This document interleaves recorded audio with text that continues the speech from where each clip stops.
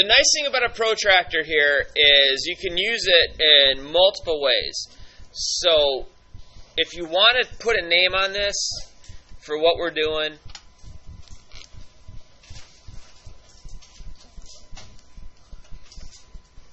angles. We're going to start talking about angles. So we're going to talk a little bit different as far as angles go. Now, protractors like this, which when you're done, you're putting them in the container. You don't break them. You don't do anything like that. They're not toys. I don't want to see anybody flipping them around on their pencil. I don't want to see anything like that. You guys do not get to keep them. If you need something at home, you got to get it on your own because these need to stay here. As a matter of fact, I'm going to be giving a bunch of these to a different teacher, so we're going to have even less of them. So your job is to not break them and not treat them like toys. If it's your own, you can treat it like a toy on your own time. Now, if you notice, there's a couple big parts about this. It does have a straight edge on the bottom. It has a straight edge on the top. It has, you can measure in centimeters, you can measure in inches. But the most important part that you're going to see are the outer ring. If you're measuring this way from one edge to another, you're measuring in degrees all the way up to 180 degrees, but also you can measure the other way from the inside ring that goes all the way up to 180 degrees. So we can measure in both ways. You just have to make sure you know where you're starting from and where you're going to. Now, go ahead and just draw a simple angle. And best way to do that is to just kind of use a straight edge.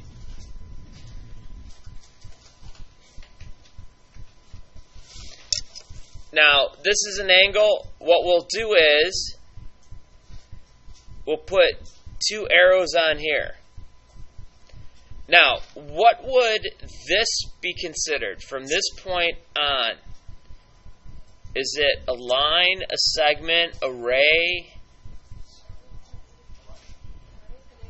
It's a ray. Over here is a ray. So a lot of times angles are made out of rays. Sometimes they're made out of segments, especially in different shapes. If you're in a triangle, you have two segments that are going to make your angle. Now, this guy right here, this point, is called a vertex. That is your vertex. This guy over here is a side. This guy is a side. And the sides can be made of rays. They can be made of segments, if they are segments. Some other parts you need to know. Everything here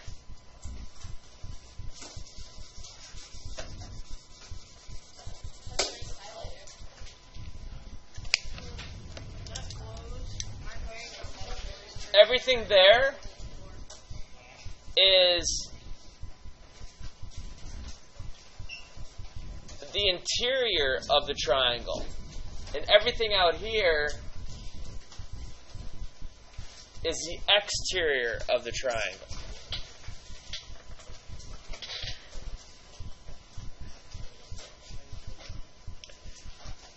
Now, when we're naming angles, say that guy is A, there's a point over here, B, and there's a point over here, C.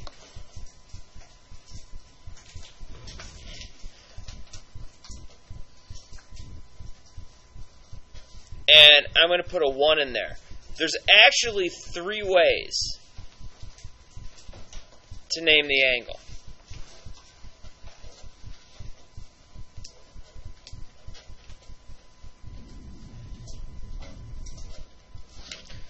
Alright, one way is by number. If the angle has a number right here, like number 1, that doesn't tell us that it's 1 degree, because obviously it's more than 1 degree. That just tells it that that's angle 1. So we can actually say angle 1. and that's its name. Second is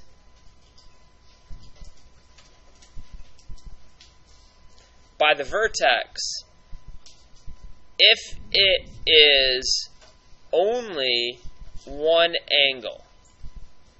And you say to yourself, what do you mean if it's only at one angle? I'll tell you in a second here.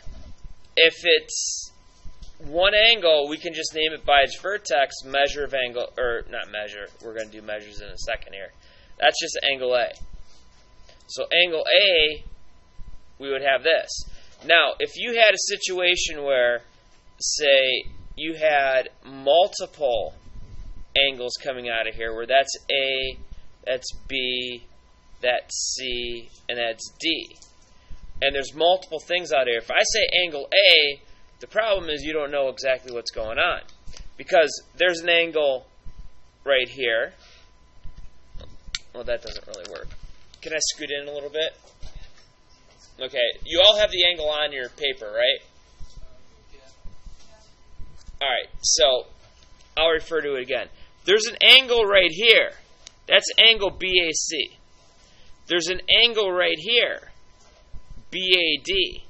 But there's also a third angle in here. That's this angle right here, CAD. So there are three different angles there. So if I say angle A here, we'll say three different angles. If there are three different angles there, then we can't name it angle A because I don't know if I'm talking about this guy. I don't know if I'm talking about that guy. I don't know if I'm talking about this guy, this guy. I don't know what I'm talking about. So we can't name it by that. If this is the case, and this is by far the best way,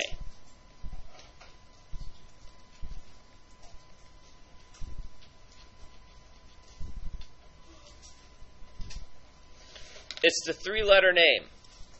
And it's going to go like this. It's going to go side, vertex, side. Where in this case, it would be, one side would be B, the vertex is A, and that's C.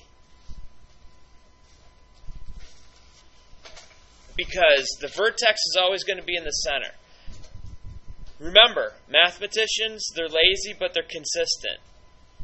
They do things in order.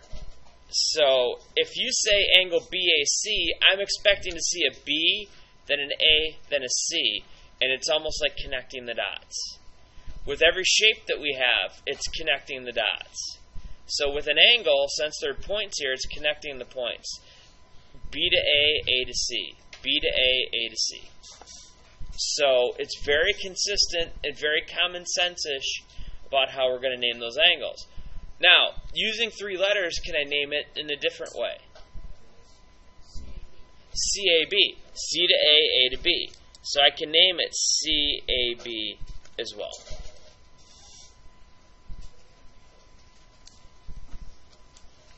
So this part is the best way to do it. This is very convenient.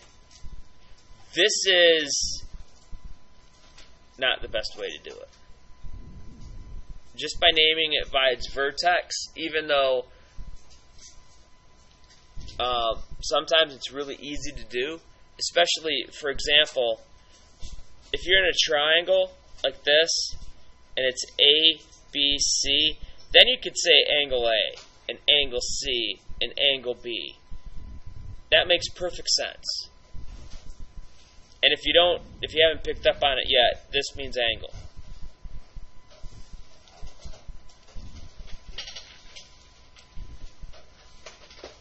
So we okay with that? When in doubt, use the three-letter name.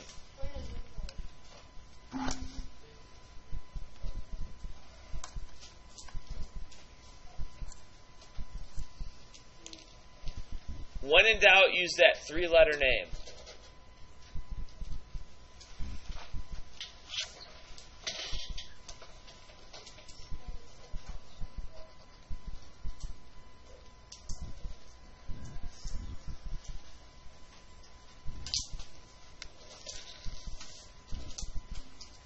Alright, the next part that we're going to use, and we're going to talk about, is the measure of an angle.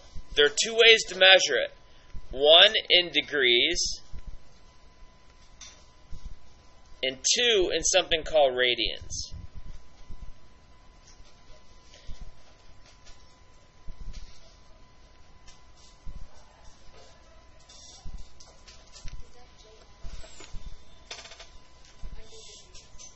Us.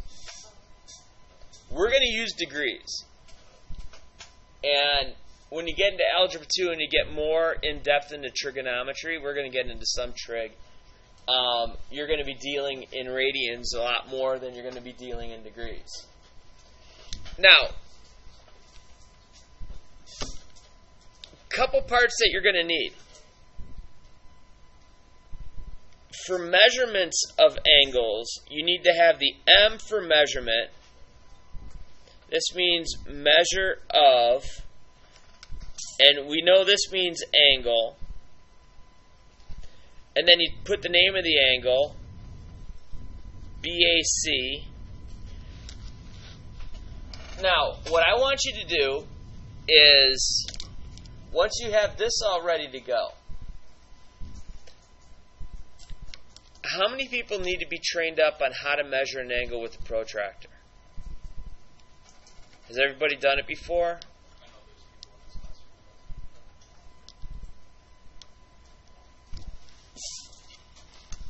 I'll show you really quick. So, for the measure of an angle, if you're going to give me a measure, you have to write a little bit more. I need the M in front of it. You put the name of the angle. It's going to be equal to something, and it's going to have the degree mark, which is a circle, kind of like where a power would be, almost like to the power of 0. But here's what we do.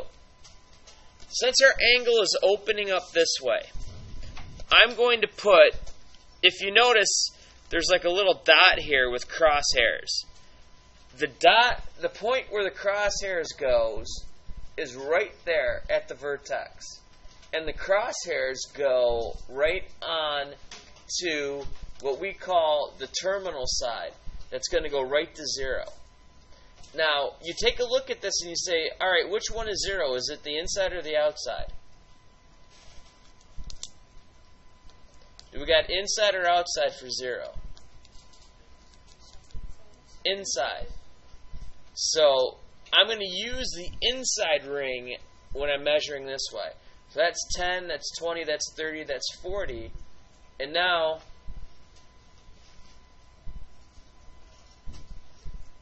all right.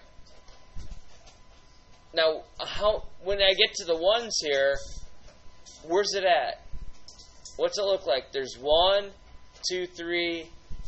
Looks like what, 44? All right, so this looks like a 44 degree angle. And that's just by putting this here, measuring it out, and getting 44.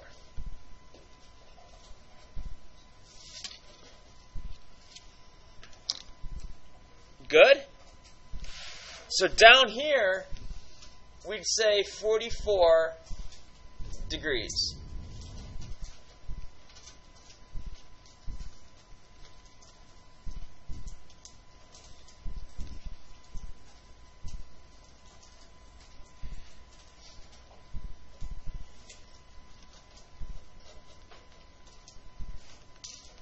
You must have the 44 and the degree symbol. Those are things that have to be there when it comes to